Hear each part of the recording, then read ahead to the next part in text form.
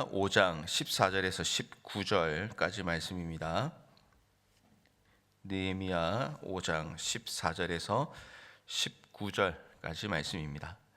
하나님의 말씀을 읽겠습니다. 또한 유다 땅 총독으로 세움을 받은 때 곧 아닥사스다 왕 제20년부터 제32년까지 12년 동안은 나와 내 형제들이 총독의 녹을 먹지 아니하였느니라. 나보다 먼저 있었던 총독들은 백성에게서 양식과 포도주와 또 은 40세겔을 그들에게서 빼앗았고 또한 그들의 종자들도 백성을 압제하였으나 나는 하나님을 경외함으로 이같이 행하지 아니하고 도리어 이 성벽 공사에 힘을 다하며 땅을 사지 아니하였고 내 모든 종자들도 모여서 일을 하였으며 또 내 상에는 유다 사람들과 민장들 150명이 있고 그 외에도 우리 주위에 있는 이방 족속들 중에서 우리에게 나아온 자들이 있었는데 매일 나를 위하여 소 한 마리와 살찐 양 6마리를 준비하며 닭도 많이 준비하고 열흘에 한 번씩은 각종 포도주를 갖추었나니 비록 이같이 하였을지라도 내가 총독의 녹을 요구하지 아니하였음은 이 백성의 부역이 중함이었더라. 내 하나님이여, 내가 이 백성을 위하여 행한 모든 일을 기억하사 내게 은혜를 베푸시옵소서. 아멘. 우리가 이 세상을 살아갈 때 크고 작은 선택과 결정을 해야 되는 일들이 참 많습니다. 그 선택의 순간마다 무엇을 기준으로 결정하고 또 어떤 가치를 따라서 결정하느냐에 따라 우리의 삶의 목적과 방향이 달라진다고 할 수가 있겠습니다. 특별히 이제 우리가 신앙인으로 그리스도인으로 살아가면서 우리의 삶에서 하나님께서 맡겨주신 일에 헌신하고 또 그것을 따라 살아간다라는 것은 참으로 어려운 일이라고도 할 수가 있겠습니다. 왜냐하면 하나님의 말씀과 하나님이 주신 명령대로 살아갈 때는 때로는 자신의 권리를 내려놓아야 될 때도 있고 또 어떤 때는 다른 사람을 위해서 자신을 희생해야 하는 일들이 일어날 수 있기 때문에 그렇습니다. 느헤미야는 성벽을 재건해 나아갈 때에 특별히 이제 어제 말씀에서도 우리가 보았지만은 영적인 성벽을 재건하는 일도 그와 동시에 해 나가고 있다고 볼 수가 있습니다. 이 공동체에 어려움이 생겼을 때 그 어려움을 해결해 가는 과정에서 지도자로서 정말 단호하고 또 어쩌면 그와는 또 반대되는 개념이기도 하지만 희생하고 섬기는 리더십도 발휘를 하고 있습니다. 그의 헌신은 단순히 살아온 그 삶의 환경을 통해서 그의 행동이 결정되었던 것이 아니라 오늘 이 말씀을 가만히 보면은 이 느헤미야가 하나님을 사랑하고 또 백성들을 사랑할 수 있었던 그 마음의 출발점은 바로 하나님을 경외하는 것에서 비롯되었다라는 것을 오늘 말씀을 통해서 발견할 수 있게 됩니다. 오늘 말씀을 통해서 느헤미야가 어떻게 그런 삶을 살게 되었는지, 또한 우리도 이 땅을 살아갈 때 하나님께서 우리에게 주신 여러 가지 일들이 있을 것인데 그 일들을 어떤 마음으로 대하며 살아가야 할지 오늘 말씀을 통해서 기억하고 또 도전받는 시간이 되기를 바랍니다. 경제적인 문제로 어수선하였던 이 공동체의 갈등을 해결하고 나서 느헤미야는 자신의 삶이 어떠했는가를 고백하고 있습니다. 14절 말씀입니다. 또한 유다 땅 총독으로 세움을 받은 때 곧 아닥사스다 왕 제20년부터 제32년까지 12년 동안은 나와 내 형제들이 총독의 녹을 먹지 아니하였느니라, 이렇게 이제 고백을 하고 있습니다. 12년간의 총독 재임 기간의 시간을 가졌는데 그 기간 동안에 총독의 녹을 먹지 않았다라고 말씀을 하고 있습니다. 그러니까 총독으로서의 권리를 포기했다라고 볼 수가 있는 것이죠. 근데 보니까 자신뿐만 아니라 형제들도 마찬가지로 그 녹을 먹지 않았습니다. 친족뿐만 아니라 가까이 있었던 측근 인물들을 포함하는 말일 것입니다. 모두가 녹을 먹지 않았다. 그러니까 생활비를 받지 않았다는 그런 이야기입니다. 왜 생활비를 받지 않고 또 녹을 받지 않고 살았을까? 그 이유가 이제 15절에 바로 나오고 있습니다. 나보다 먼저 있었던 총독들은 백성에게서 양식과 포도주와 또 은 40세겔을 그들에게서 빼앗았고 또한 그들의 종자들도 백성을 압제하였으나 나는 하나님을 경외함으로 이같이 행하지 아니하고. 이 느헤미야 이전에 있었던 유다 총독들은 이 하나님 앞에서 또 사람들 앞에서 굉장히 패역한 일을 저질렀다는 것을 볼 수가 있습니다. 무거운 세금을 매길 뿐만 아니라 온갖 것을 착취했다라는 것이죠. 돈뿐만이 아니라 생활에 필요한 생필품까지도 갈취하는 악한 일을 했습니다. 그런데 총독만 그런 것이 아니라 그들의 종자들도 같이 압제를 했습니다. 관료라고 할 수가 있겠습니다. 자신들이 가지고 있는 권력을 사용하여서 백성들을 괴롭게 했다는 것입니다. 이 총독과 관료들은 백성들이 정말 웃게 만들고 또 살아가는 것이 편안할 수 있도록 돕는 일을 하는 사람들인데, 오히려 이 사람들은 자신의 이익을 위해서, 유익을 위해서 살았던 그런 존재들이었다는 것이죠. 이런 상황에서 느헤미야는 생활비를 받지 않을 뿐만 아니라 잘못된 관행을 바로잡습니다. 지도자는 가난한 백성들을 괴롭게 하거나 착취해서는 안 된다는 것을 스스로가 모범적으로 보여주고 있게 되었던 것이죠. 그런데 느헤미야가 이런 지도자의 자세를 가지게 되었던 것은 15절 후반부의 말씀처럼 하나님을 경외하기 때문에 자신은 이것을 행하지 않았다, 이렇게 이제 고백을 하고 있습니다. 느헤미야가 지도자로 훈련을 잘 받고 또 여러 가지를 많이 경험해서 이렇게 지도자로서 일들을 잘한다고도 볼 수 있는 측면도 분명히 있을 것입니다. 그러나 본질적인 것은 하나님을 경외하기 때문에 이 앞서 있었던 사람들처럼 할 수가 없었고, 그리고 자신은 하나님이 기뻐하시는 일을 할 수밖에 없다라고 이렇게 고백을 하고 있는 것입니다. 하나님을 경외하니까 어떤 일이 일어나고 있습니까? 16절 말씀은 계속해서 이어집니다. 도리어 이 성벽 공사에 힘을 다하며 땅을 사지 아니하였고 내 모든 종자들도 모여서 일을 하였으며. 그러니까 느헤미야가 총독이 된 이유는 분명합니다. 이 하나님의 일들을 감당하면서 특별히 성벽 재건을 책임지기 위해서였습니다. 그래서 이 일의 목적이 분명하고 또 하나님을 경외하는 그 근본된 신앙의 자세가 있기 때문에 하나님이 싫어하는 일을 하고 싶은 마음 자체가 없었다라고 할 수가 있는 것이죠.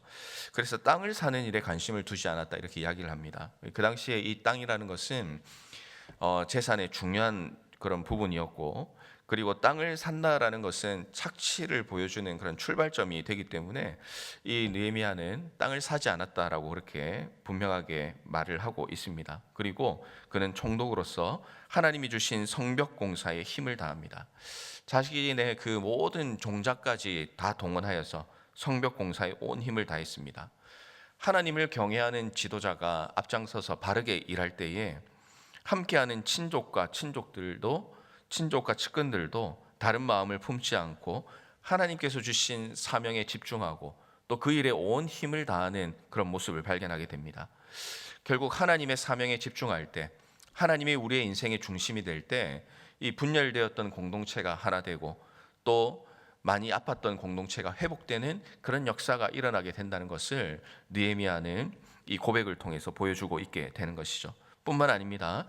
하나님을 경외하면 하나님을 위해서 살아갈 뿐만 아니라 또 이 땅에서의 삶에서 이웃을 돌아보는 삶을 살아가게 됩니다. 17절에 보시면 유다 사람과 민장들 150명, 또 이방 족속에서 나온 사람들도 있다고 기록을 합니다. 이들을 위해서 많은 음식을 준비하고 있죠. 이런 잔치상을 준비하려면 정말 많은 돈이 그 당시에 필요했을 것입니다. 특별히 이제 느헤미야는 이 생활비를 받지 않았다라고 했지 않습니까? 결국은 자신이 가지고 있는 그런 재산을 어떤 처분하면서 이런 수많은 음식들을 제공하기 위해서는 엄청난 헌신과 희생을 했었다라는 것을 우리는 생각해 보게 됩니다. 그럼에도 백성들이 일하는 것을 볼 때에 하나님의 마음으로 그들을 사랑으로 섬길 수밖에 없었던 것이죠. 느헤미야는 하나님을 사랑하고 또 그와 동시에 이웃을 사랑하는 삶을 살았습니다. 이 느헤미야의 삶을 가만히 보게 되면서 우리가 성도로 살아간다라고 할 때 이 땅에서 어떤 모습으로 살아가야 되는가 하는 것을 생각해 보게 됩니다.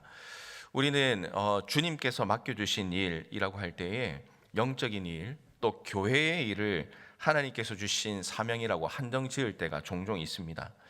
하나님께서 우리에게 맡겨주신 그 사명은 이 교회의 일을 넘어서서 이 땅에서 우리가 주님께서 맡겨주신 모든 부분에 적용된다고 할 수가 있습니다.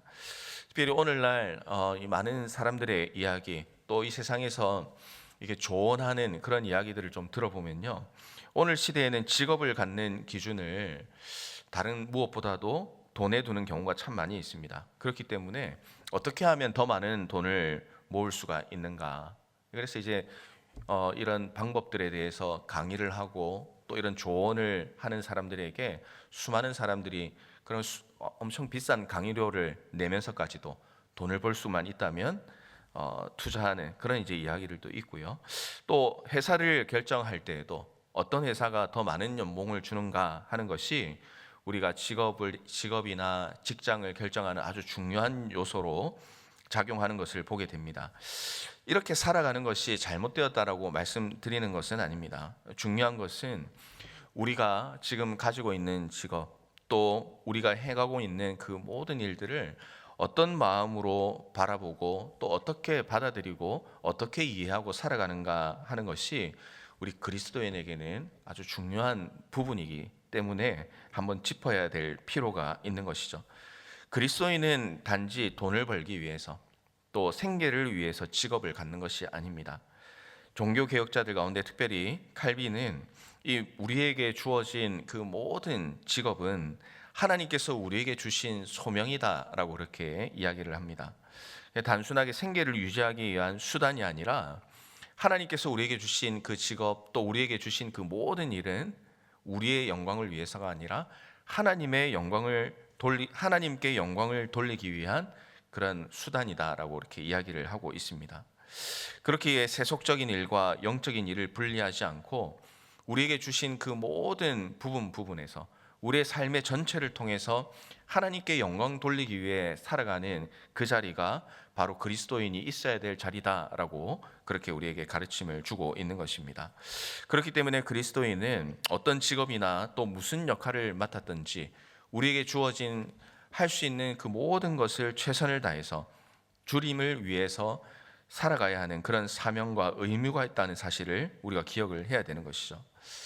우리 사랑하는 성도 여러분, 우리에게 주어진 일들이 참 많을 것입니다. 교회의 일도 있고 세상에서의 일도 있고 가정에서의 일도 있고 또 여러 가지 일들이 참 많이 있습니다. 이 땅을 살아가면서 내가 하고 있는 일들은 하나님께서 맡겨주신 일이라는 그 신앙의 고백이 있어야 합니다. 하나님의 영광을 위해서 내가 살아가겠다, 나에게 주신 이 모든 것이 하나님께서 나에게 맡겨주신 것이다라는 그 고백이 있으면 우리의 삶의 변화가 일어날 수가 있습니다.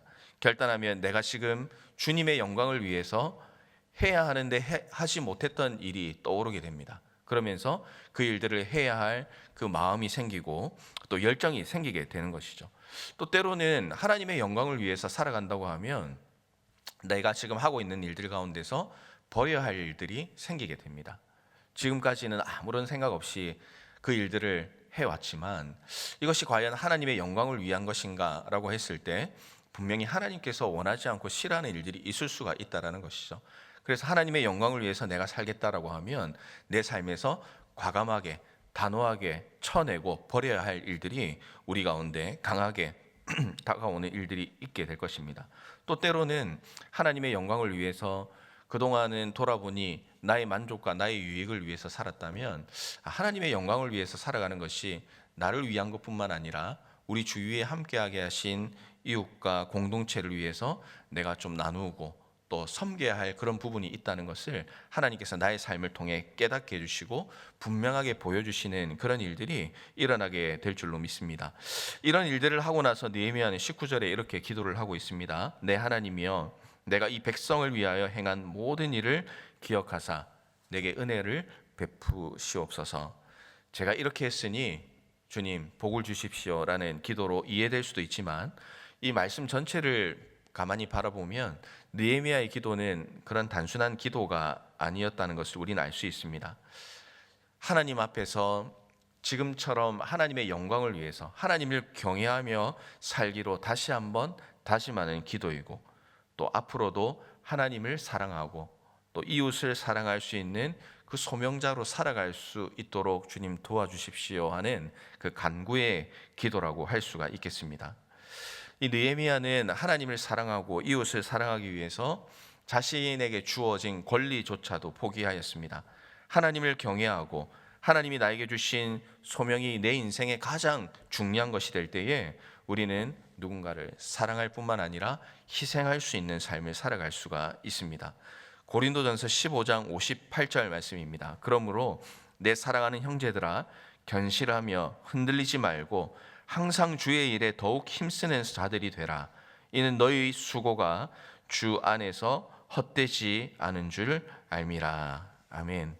하나님께서 우리에게 주신 것에 대해서 감사하시되 또 하나님께서 우리에게 맡겨주신 일에 충성하며 살아가시기를 바랍니다. 하나님의 영광을 위해 살아갈 때 나는 낮아지고 주님의 이름이 높아지는 놀라운 일이 우리의 삶 가운데 일어나게 될 것입니다. 오늘 우리 주님께서 또 귀한 하루를 선물로 주셨는데요. 오늘 하루도 주님을 경외하고 또 무엇보다 나의 영광을 위해 살아가는 인생이 아니라 하나님의 영광을 위해 살아가는 인생이 될 수 있도록 오늘 우리가 이 아침에 기도하며 나갔으면 좋겠습니다. 그런 마음과 그런 신앙으로 살아가서 오늘도 하나님을 사랑할 뿐만 아니라 또 하나님이 우리에게 함께하게 하신 이웃들을 사랑하는 그런 축복의 통로로 살아가시는 모든 성도님들 되시기를 주님의 이름으로 축원합니다. 찬송 드리고 기도의 자리로 나아가겠습니다.